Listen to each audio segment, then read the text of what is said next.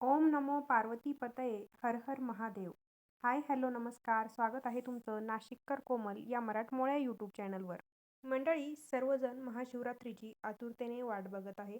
तर यंदाची महाशिवरात्री केवळ धार्मिक सण म्हणून नाही, तर सर्वार्थ सिद्धी आणि अमृत सिद्धी यांच्यासारख्या दुर्मिळ योगांच्या संयोगामुळे आध्यात्मिक दृष्टीने खूप शक्तिशाली ठरणार आहे.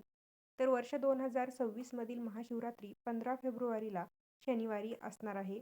तर महाशिवरात्रीच्या दिवशी महादेवांची कृपा कशी मिळवायची, त्याचबरोबर मनासारखा जोडीदार मिळावा किंवा प्रेमविवाह व्हावा किंवा एखाद्याचं जर मुलाचं मुलीचं लग्न जमत नसेल, तर या दिवशी आपण कोणते उपाय करायचे याबद्दलची सगळी माहिती मी तुम्हाला आजच्या व्हिडिओमध्ये सांगणार आहे. तर व्हिडिओ संपूर्ण बघा. व्हिडिओ बघत असताना कमेंटमध्ये ओम नमो पार्वती पतये हर हर महादेव असं नक्की लिहा. चला तर मग आजच्या व्हिडिओला सुरुवात करते. आजकाल प्रेमविवाह म्हणजे कॉमन गोष्ट झालेली आहे. बहुतांश मुला-मुलींना असं वाटतं की आमचा प्रेमविवाह झाला पाहिजे, पण त्याच्यामध्ये बरेच अडथळे येत असतात.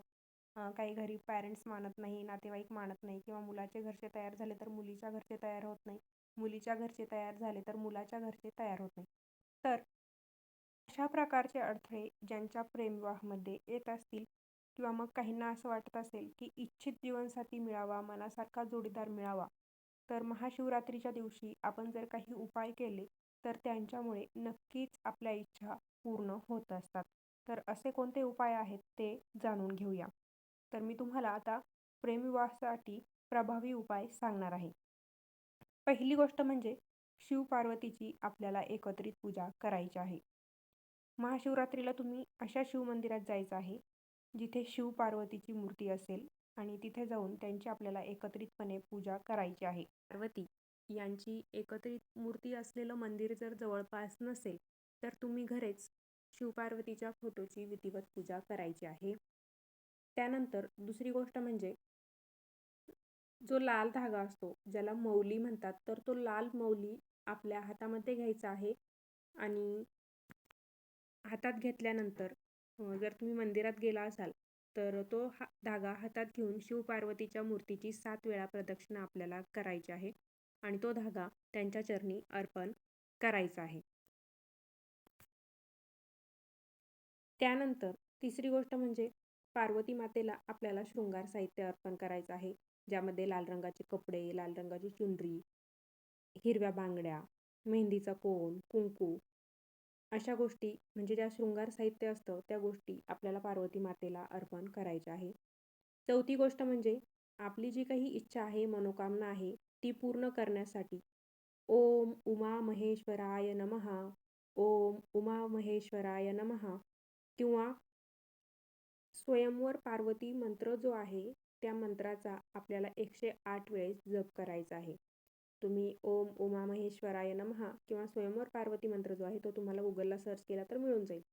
तर यापैकी कोणताही एक मंत्र 108 वेळेस आपल्याला जप करायचा आहे. मंदिरात गेला तर तिथेच बसून तुम्ही मंत्र जप करा. घरी जर महादेव आणि पार्वती माता यांचा फोटो असेल तर त्या फोटोसमोर बसूनच आपल्याला या मंत्राचा जप करायचा आहे. पुढचा जो उपाय सांगत आहे, हा उपाय त्या लोकांसाठी आहे की ज्यांचं लग्न जमत नाहीये. काही ना काही कारणास्तव स्थळं येतात, पण काही काही कारणास्तव ते कॅन्सल होत आहे, लग्न जमत नाहीये, थोडक्यात लग्नाला उशीर होत आहे. तर अशा लोकांनी महाशिवरात्रीच्या दिवशी रुद्राक्ष धारण करणं हे देखील फायदेशीर मानलं जातं. मग स्त्री असेल किंवा म्हणजे मुलगी असेल किंवा मुलगा असेल, दोघंही रुद्राक्ष धारण करू शकतात. फक्त महिलांनी रुद्राक्ष धारण करताना काही नियम पाळायचे असतात, तर ते नियमांचं पालन करूनच ज्या मुलींच्या विवाहात उशीर होत आहे त्यांनी तो रुद्राक्ष धारण करायचा आहे.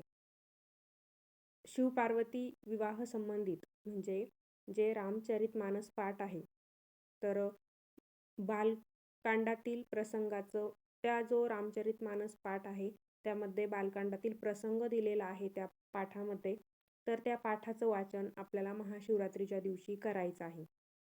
असं केल्यानं देखील आपल्या विवाहातील सर्व अडथळे दूर होतात.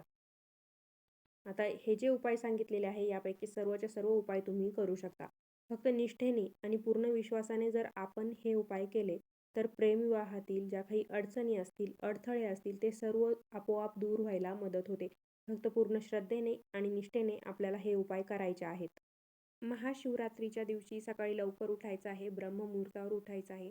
स्वच्छ स्नान करायचं, अगोदर स्वच्छतेची कामं आटोपून घ्यायची, स्नान करायचं आणि स्नान केल्यानंतर आपल्याला स्वच्छ वस्त्र परिधान करायचे आहे. तुम्ही पांढऱ्या किंवा लाल रंगाचे वस्त्र या दिवशी परिधान करू शकता. त्यानंतर दुसरी गोष्ट म्हणजे आपल्याला महादेवांची मनोभावी पूजा करायची आहे.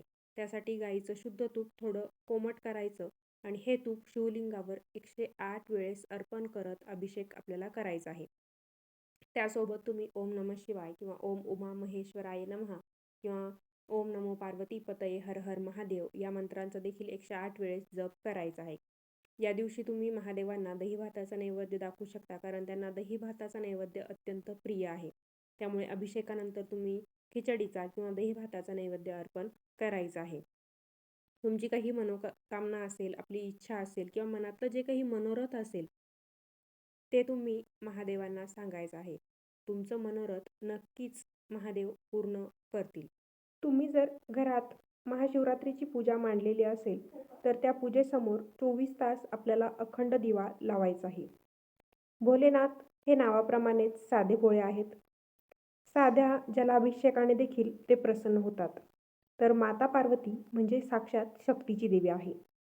महाशिवरात्रीच्या या शुभ मुहूर्तावर शिव-पार्वतीच्या पूजेसोबतच दुर्गा सप्तशतीचं देखील आपल्याला पठण करायचं आहे.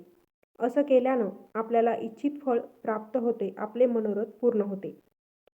या दिवशी विवाहाचा संकल्प केल्यानंतर दुर्गा सप्तशती विशेषतः सिद्धिकुंजिका स्तोत्राचं 18 वेळेस आपल्याला पठण करायचं आहे.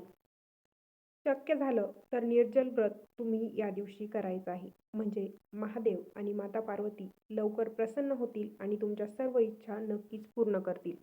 महाशिवरात्रीच्या दिवशी तुम्ही महादेवाला जलाभिषेक करू शकता, तुपाचा अभिषेक करू शकता, कच्च्या दुधाचा अभिषेक करू शकता, दह्याचा अभिषेक करू शकता किंवा मग उसाच्या रसाचा देखील अभिषेक तुम्ही करू शकता. अभिषेक केल्यानंतर स्वच्छ आणि अखंड बेलाची पानं शिवलिंगावर आपल्याला अर्पण करायचे आहेत. हे सर्व करत असताना ओम उमा महेश्वराय नमः किंवा ओम नमः शिवाय या मंत्राचा जप आपल्याला सुरूच ठेवायचा आहे. महाशिवरात्रीच्या दिवशी देवांचे देव महादेव आणि माता पार्वती यांचा विवाह झाला होता, अशी एक पौराणिक मान्यता आहे. म्हणूनच महाशिवरात्रीच्या दिवसाला अत्यंत महत्त्व आहे. या दिवशी शिवतत्व इतर दिवसांपेक्षा जास्त प्रमाणात जागरूक असतं. म्हणून आपण महाशिवरात्रीच्या दिवशी जे काही उपाय करतो त्याचं फळ आपल्याला लवकर मिळतं. देवांचे देव महादेव आणि शक्तीची देवी माता पार्वती यांच्या प्रेमविवाहाबद्दल आपल्या सर्वांनाच माहिती आहे. तर तुम्हालाही वाटत असेल की तुमचा प्रेमविवाह व्हावा, मनासारखा जोडीदार मिळावा किंवा मग तुमच्या लग्नात अडथळे येत असतील किंवा वैवाहिक जीवनात काही अडचणी असतील, तर त्या संबंधितले बरेचसे प्रभावी उपाय मी तुम्हाला आजच्या व्हिडिओमध्ये सांगितलेले आहे. शक्य असेल तर सर्वची सर्व उपाय तुम्ही महाशिवरात्रीच्या दिवशी करू शकता किंवा मग जेवढे उपाय करणं तुम्हाला शक्य असेल तेवढे उपाय तुम्ही महाशिवरात्रीच्या दिवशी नक्कीच करा. म्हणजे तुमच्या मनासारखा जोडीदार तुम्हाला नक्कीच मिळेल. तर असा होता आजचा व्हिडिओ. आजच्या व्हिडिओमध्ये आपण महाशिवरात्रीच्या दिवशी भगवान शिवशंकरांची कृपा व्हावी यासाठी कोणते उपाय करावे, लग्न जमण्यासाठी कोणते उपाय करावे याबद्दलची सविस्तर माहिती जाणून घेतलेली आहे. व्हिडिओ आवडला असेल तर व्हिडिओला लाईक नक्की करा, जास्तीत जास्त शेअर करा. अजून आपल्या चॅनलला सबस्क्राईब केलेलं नसेल तर धार्मिक, आध्यात्मिक तसेच सणावारांचे व्हिडिओ बघण्यासाठी आजच आपल्या नाशिककर कोमल या मराठमोळ्या यूट्यूब चॅनलला सबस्क्राईब नक्की करा. महाशिवरात्रीच्या तुम्हा सर्वांना खूप खूप हार्दिक शुभेच्छा. पुन्हा भेटूया अशाच एका नवीन व्हिडिओसोबत. धन्यवाद.